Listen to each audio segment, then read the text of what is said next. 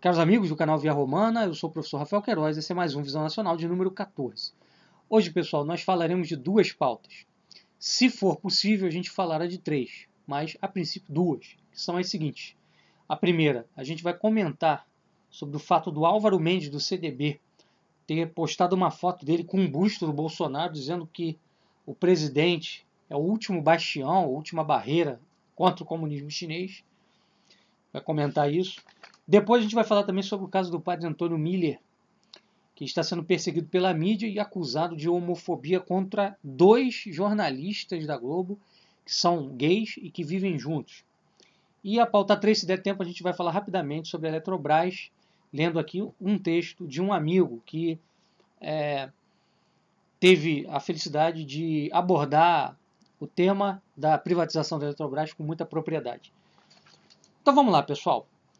Antes de eu começar aqui a falar da pauta 1, comentando de forma mais específica essa afirmação do Álvaro Mendes de que o Bolsonaro é uma barreira contra o comunismo chinês, eu gostaria de lembrar o seguinte. Em 2019, nós fomos os únicos que, em nosso blog Catolicidade, denunciamos os 13 acordos que o Brasil fez com a China.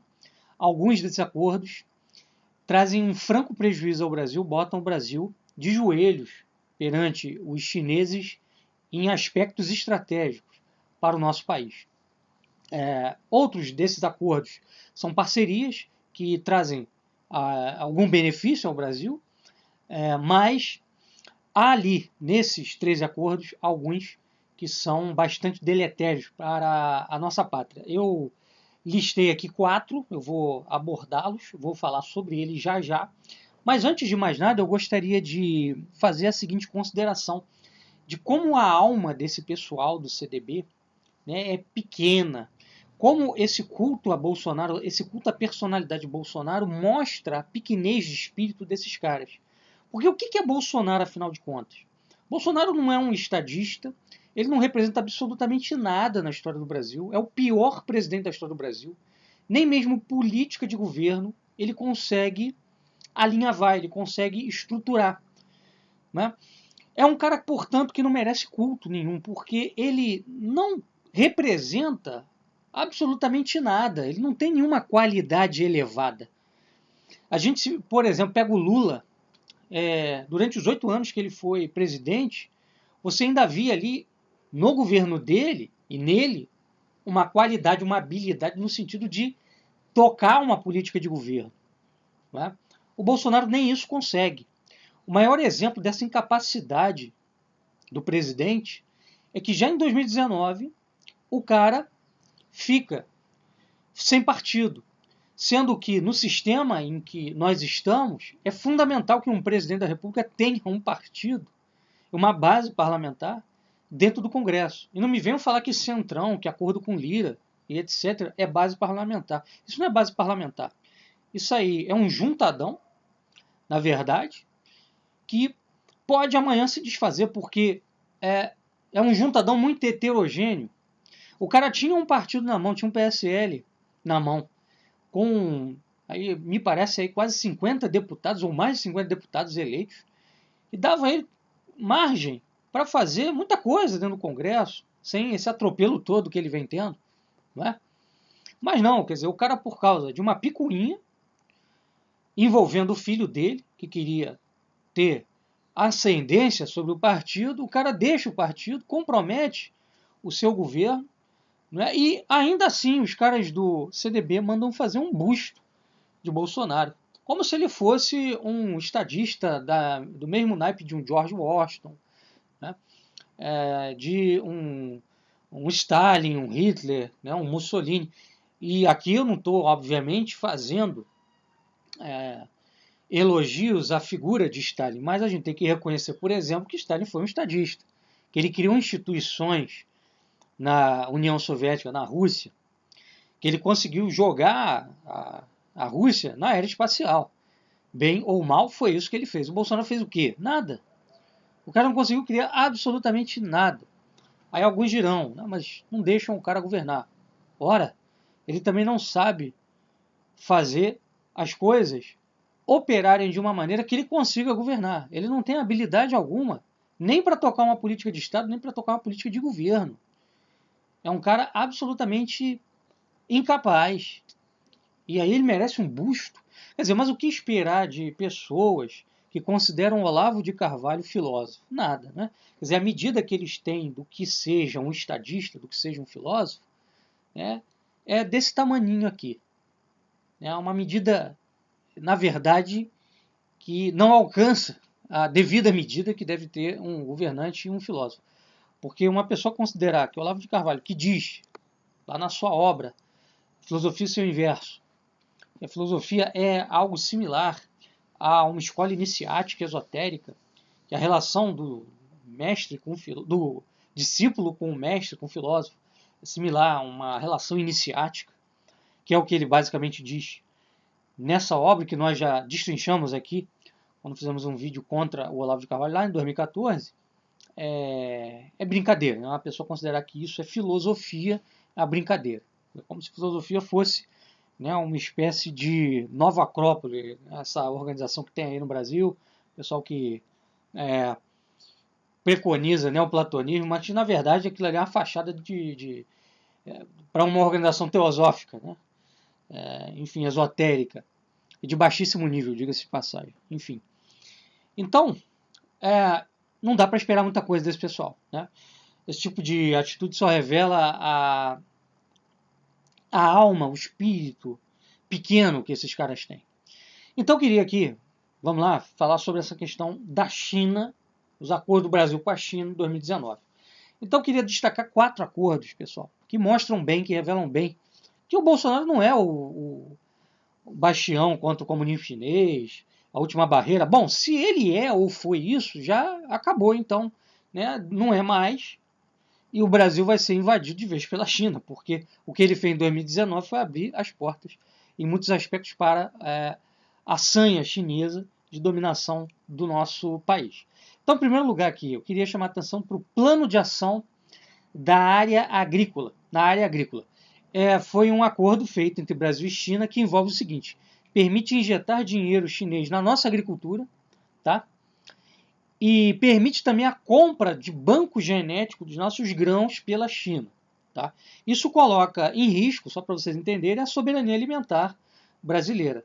Né? Porque quem financia é quem decide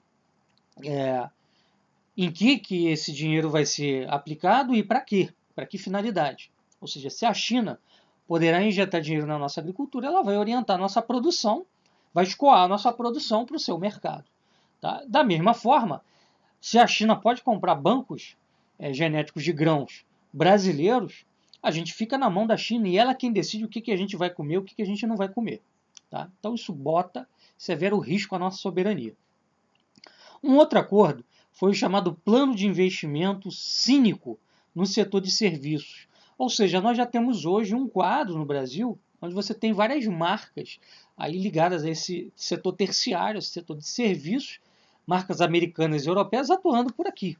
É só pegar, por exemplo, nessa área de fast food, McDonald's, Burger King, Starbucks, etc. Esse plano permite também que essas marcas chinesas na área de serviços, na área terciária, invadam o Brasil. Tá? E coloca também num quadro bastante arriscado o nosso terceiro setor, que hoje é um dos principais, se não o principal empregador do país. O terceiro setor é quem mais emprega no Brasil, se eu não estou enganado, porque o nosso setor industrial está lá embaixo. Né? O agrícola emprega muito pouco, porque basicamente a produção é feita por máquinas. Enfim, o setor que mais emprega vai aí ficar na mão também dos chineses. É isso que esse plano permite, ou seja, a entrada da China nesse setor aqui no Brasil. Tá? Um terceiro aspecto foi também a permissão para a China Media Group promover o cinema cínico no Brasil. Olha isso, é o soft power chinês chegando no Brasil. Tá? É a guerra cultural chinesa chegando no Brasil. Lembrando que o cinema americano, que entrou aqui nos anos 50, foi quem fez a cabeça do brasileiro, foi quem modelou os hábitos da população brasileira em relação a comprar marcas americanas, a consumir produtos americanos, a ter hábitos americanos, né? Inclusive o próprio hábito de ir ao cinema, né, que é algo essencialmente americano, vem de Hollywood, foi uma coisa modelada por Hollywood, se explica por isso. Então, quer dizer, o soft power da China também entrando aqui. Tá? Então, quer dizer, com esse acordo, a China vai poder produzir, aliás, vender seus filmes aqui para o Brasil, né, numa condição de favorecimento. Vai ter aí, parece que uma cota também, de cinema chinês nas nossas salas de exibição, nas nossas redes de TV, e, enfim, TV a cabo, e por aí vai. E um quarto aspecto é o referente ao acesso que esses acordos deram para a State Grid Corporation, que é uma empresa chinesa ligada à área de energia, que ganhou o direito de operar a linha de transmissão elétrica do Xingu, na Amazônia, até o Rio de Janeiro.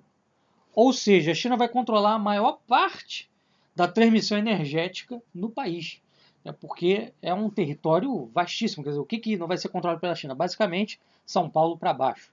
Agora, do Amazonas para o Rio de Janeiro será a State Grid Corporation, e isso aí envolve, inclusive, a privatização da Eletrobras. Tá? Um outro aspecto que eu queria também trazer para vocês é que, com o Bolsonaro, a dependência comercial do Brasil perante a China aumentou. Foi para 32,3%. Basicamente, 32,3% das nossas exportações tem destino, tem a China como destino. Isso é muito perigoso, porque você não pode colocar todos os seus ovos no mesmo cesto. Tá? E o que a gente está fazendo é basicamente isso. A gente está aumentando, ampliando de forma muito perigosa a nossa dependência das compras chinesas, né, do mercado chinês. E nesse momento de pandemia, onde as cadeias produtivas se quebraram, era a hora do governo rever isso daí e ampliar, né, os nossos parceiros comerciais. O Brasil não pode ficar à mercê de China apenas. O Brasil tem que começar a diminuir a sua dependência para com a China, inclusive aproveitar esse cenário todo de pandemia para buscar um quadro de substituição de importações. Inclusive, isso nos atrapalhou, tem atrapalhado nessa gestão da pandemia, porque o IFA, né, todo ele nosso aqui, produzido na China, nós não produzimos nada, temos que voltar a produzir, mas o governo é tão ruim, não tem nenhuma visão nacional, que é incapaz de tocar um projeto nesse sentido. Tá? Então, Álvaro Mendes, o senhor acabou de ser refutado. O Bolsonaro não é mais bastião, se era, deixou de ser. Né, contra a invasão do socialismo chinês. Pela mão dele se fizeram acordos que nem mesmo o PT chegou a fazer com a China. Verdade é que o PT começou essa abertura do Brasil para a China de forma mais intensa. Mas não chegou a esse ponto. Quem chegou foi aquele que vocês chamam de última barreira contra o socialismo chinês. Isso é falso. E vocês só mostram a incapacidade e a ignorância que sempre os caracterizou ali, desde quando se forjou o CDB, né, com base nessa ilusão de que o Bolsonaro realmente representava uma plataforma de defesa nacional. Coisa nenhuma. Bom, pessoal, vamos lá. Vamos falar aqui do caso do padre Antônio Miller, cuja fala numa missa ganhou a mídia. Eu comecei a ver essa movimentação, eu acho que foi, hoje é sexta, acho que foi na quarta-feira, fiquei sabendo, né, pela minha esposa, que a Vanessa da Mata, aquela cantora, estava fazendo uma campanha contra esse padre. Cheguei até mesmo ir ao perfil da Vanessa da Mata no Instagram, deixei uma resposta por lá, e aí a coisa ontem tomou a proporção, assim, onde começou a aparecer na Globo, apareceu tanto durante o dia quanto no Jornal Nacional, e esse padre ele foi enquadrado aí pelo Ministério Público, tá? Se eu não estou enganado. E o Ministério Público está vindo com a acusação, né, de homofobia. Agora eu queria saber com base em que lei, porque não existe nenhuma lei de homofobia no Brasil.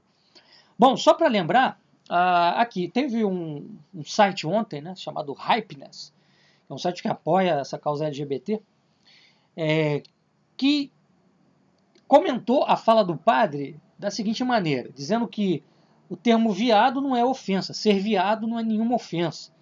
mas que houve ofensa do padre ao jornalista da Globo ao usar o termo viado. Agora eu queria saber também, fica claro, fica evidente, que ele estava falando do jornalista da Globo, ele citou o nome do jornalista da Globo. Né? Pelo que eu vi, eu não percebi ele citar o nome do jornalista, ou dos dois jornalistas. Né? Então, até mesmo essa acusação aí de que seja, sei lá, de injúria, de difamação, não se sustenta, porque você tem que ter uma evidência de que ele citou fulano de tal. Tá? E não há, parece que ele usou um diminutivo, né? Ou seja, não falou o nome do sujeito.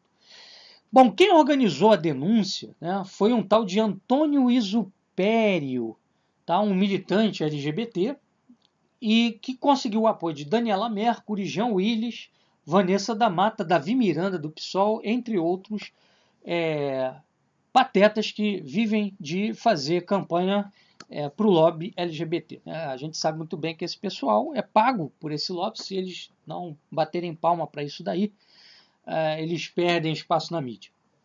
Como eles são escravos de fama, eles têm de pagar o pedágio deles para o lobby LGBT diariamente. E, bom, eu queria aqui comentar com vocês rapidinho o que a Vanessa da Mata falou. Eu vou ler aqui para vocês o disparate que essa senhora disse a respeito da fala do padre. Vocês verem o nível, melhor dizendo, baixíssimo, o nível intelectual baixíssimo desse pessoal. Vamos lá, ela disse assim, né? Deus criou homem, mulher e asnos preconceituosos. Se referindo ao padre. Aí pode injuriar e pode difamar. O padre não pode usar o termo viado, mas eles podem xingar o padre de asno. Né? Aí ela diz assim, milhares de pássaros que têm famílias gays documentadas, hermafroditas, que não precisam do parceiro para gerar filhotes. Pássaros hermafroditas? Pássaros gays? Eles não precisam do parceiro. Qual parceiro? Parceiro macho ou fêmea? Porque se eles são hermafroditas, eles são macho e fêmea ao mesmo tempo, então eles geram de forma assexuada. Não ficou claro aqui o que ela quis dizer.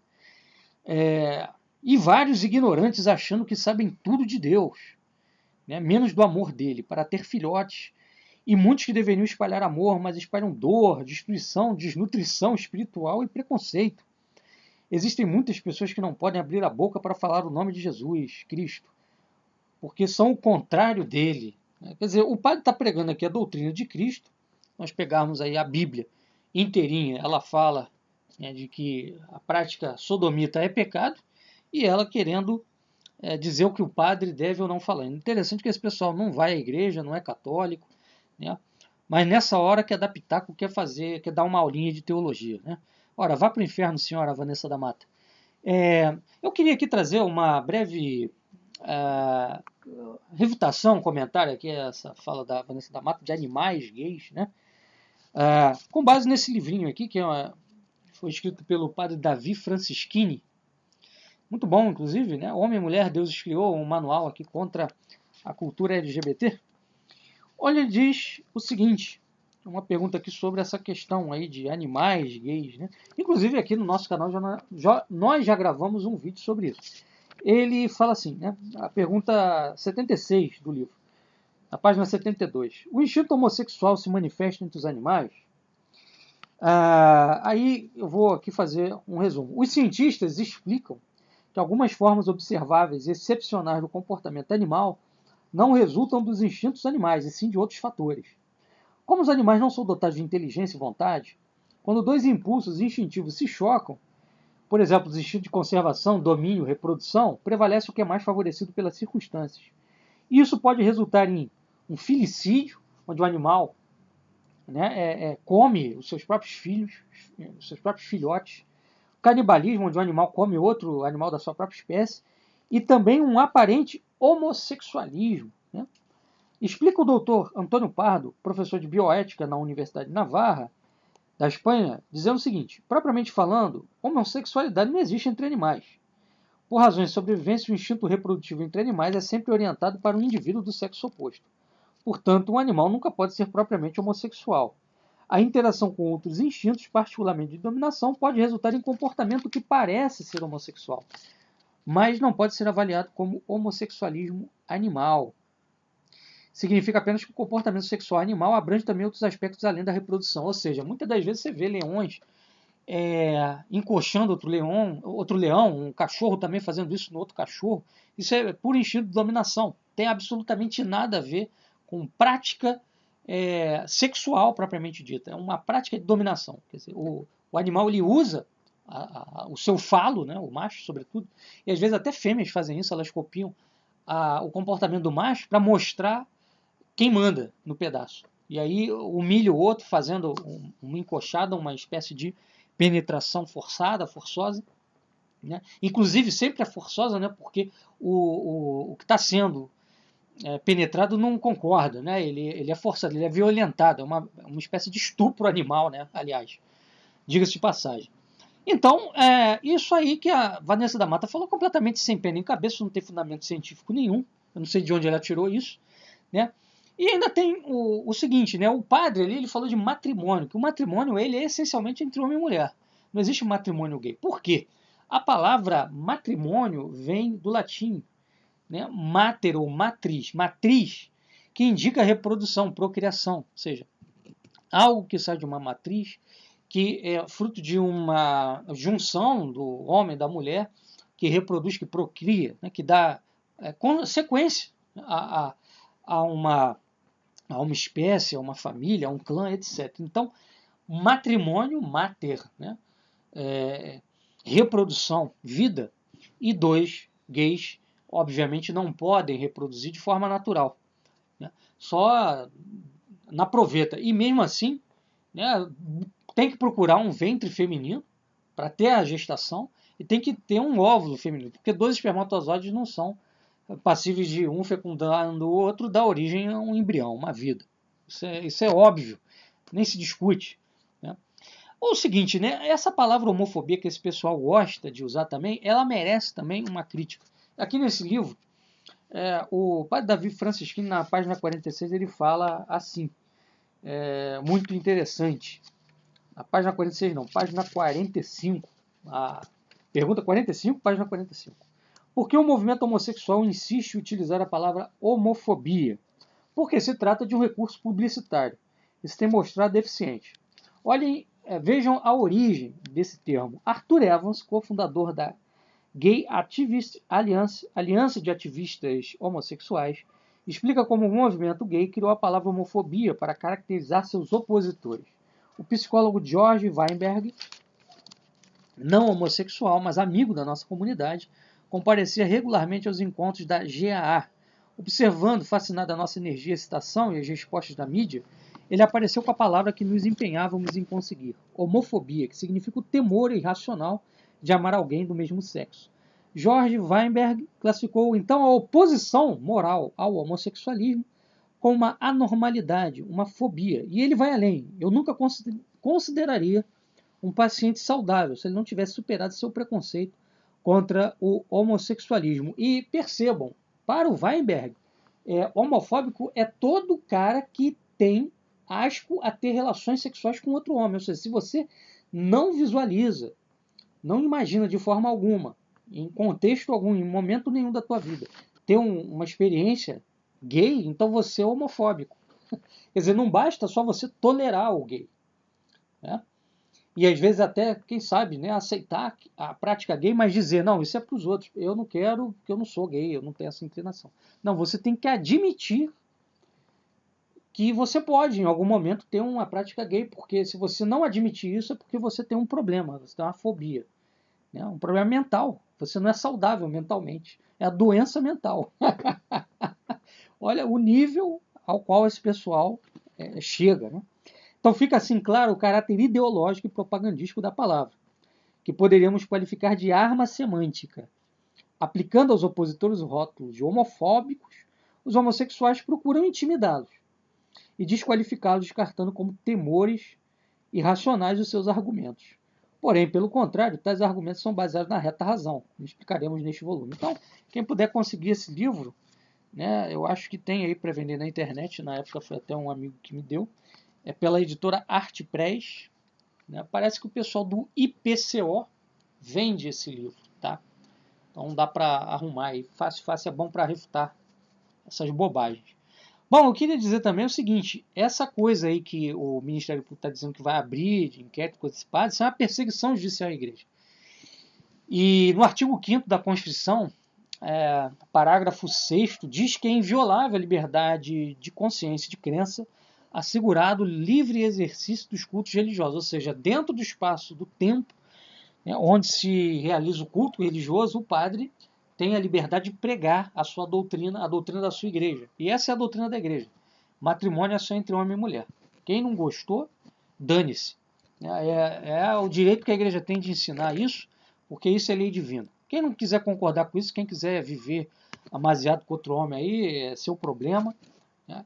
Mas é essa a doutrina da igreja e não cabe nenhuma censura ou perseguição, porque isso é protegido pela Constituição.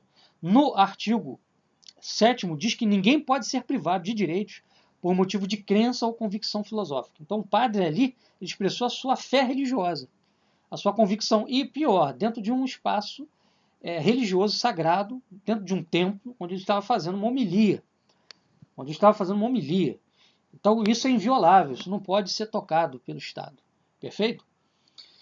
E reitero aqui o seguinte, que isso tudo deixa claro qual é o caráter, né, desse governo que nós temos aí hoje. Por isso, eu, César Maciel e outros amigos, Matheus Joutos, Guilherme Costa e tantos outros, fundamos a Legião da Santa Cruz, que é a iniciativa pelo Estado Católico. Nós queremos o Estado Católico no Brasil, porque nós estamos à beira aí de uma perseguição à Igreja por conta dessas questões e de outras questões, que aliás já vem num crescente, numa crescente pressão jurídica, uma pressão ideológica sobre a Igreja. Ainda não é perseguição, mas vai virar se a coisa continuar nesse caminho, e por isso nós precisamos reverter esse quadro. Por isso eu novamente reitero o convite a vocês, juntem-se a nós. Eu já deixei meu WhatsApp aqui várias vezes, me procurem. Se não conseguir achar o WhatsApp, manda aqui pelo canal que eu entro em contato, manda o seu e-mail, manda o seu número. A gente precisa se unir, porque senão nós seremos esmagados. E nós somos a maioria do país.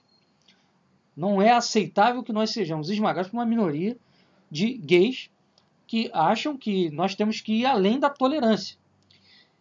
Homossexuais têm que se dar por satisfeitos com a tolerância que nós já oferecemos.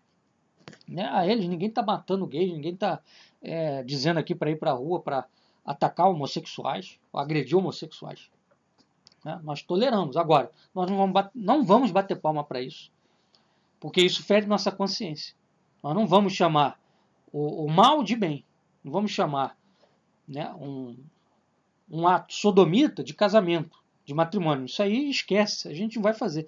A gente precisa morrer por isso, a gente vai morrer. Isso tem que ficar claro para vocês. Nós não vamos nos dobrar. Nós vamos para as arenas de novo, vamos virar mártires se for necessário. Mas não queremos isso, não queremos o martírio. Por isso, precisamos levar adiante essa causa de Estado Católico, para colocarmos em ordem esse país, porque aqui a coisa virou um caos. Tá? Bom, pessoal, eu vou aqui rapidinho falar da Eletrobras.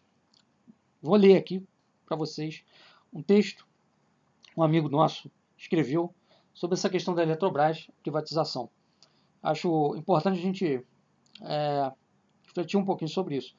Tá? Por quê? Há muitas formas de fazer uma privatização. Você pode fazer uma privatização para grupos nacionais com um marco jurídico que vai proteger a transferência daquele patrimônio de maneira que ele continue servindo ao interesse nacional. Mas não é assim que vai ser feito. Vai ser feita a coisa aqui no Brasil. Vamos lá.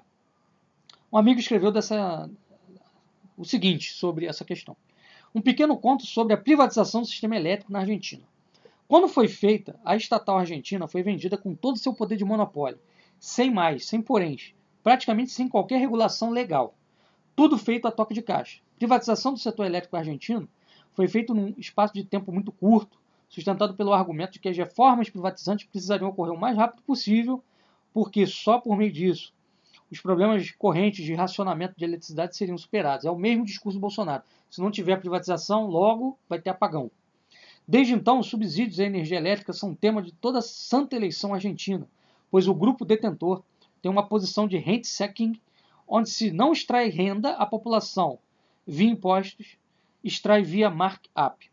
Ou seja, esse grupo ele joga o preço lá para cima, tá? É para conseguir o maior lucro possível.